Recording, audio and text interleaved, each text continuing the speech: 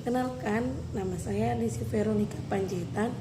Saya di Universitas Lancang Kuning, semester 4, kelas 42 akuntansi, jurusan akuntansi, Fakultas Ekonomi. Di sini saya akan menjelaskan tentang inflasi dan deflasi. Sebelumnya, teman-teman semua harap mendengarnya. Definisi inflasi adalah inflasi merupakan suatu kejadian yang menggambarkan situasi dan kondisi di mana harga barang mengalami kenaikan dan nilai mata uang mengalami pelemahan. Dan jika yang terjadi secara terus-menerus, maka akan mengakibatkan buruknya kondisi ekonomi secara menyeluruh serta mampu mengguncang tatanan politik suatu negara. Nah, inflasi itu terbagi dua, yaitu inflasi domestik dan inflasi impor.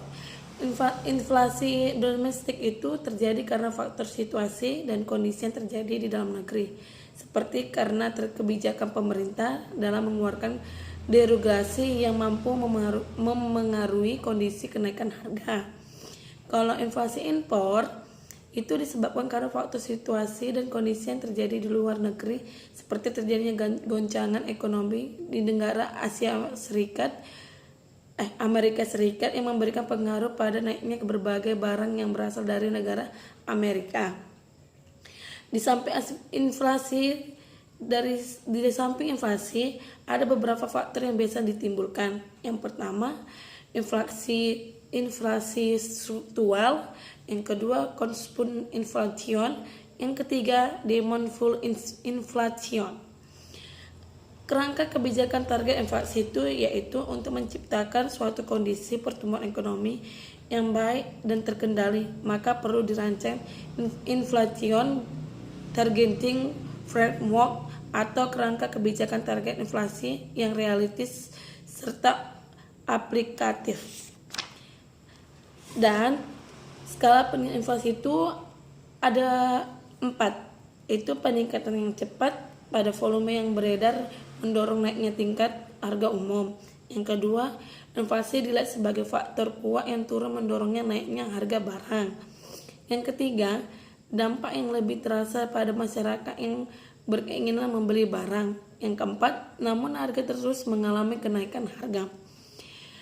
Nah, di sini ada cara menghitung tentang indeks harga konsumen. Sebelum kita menghitungnya itu, terlebih dahulu kita harus menghitung inflasi tahunannya. Rumusnya CPI sama dengan CP dibagi BPP dikali 100. CPI itu Consumer Price Index atau indeks harga konsumen.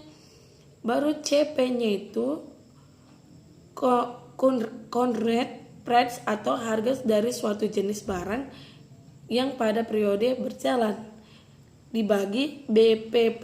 BPP itu Base Period Price atau harga suatu jenis barang pada periode dasar dikali 100. Nah, begitulah mencari perhitungan indeks harga konsumen atau IHK. Cara mencari perhitungan inflasi itu beda lagi.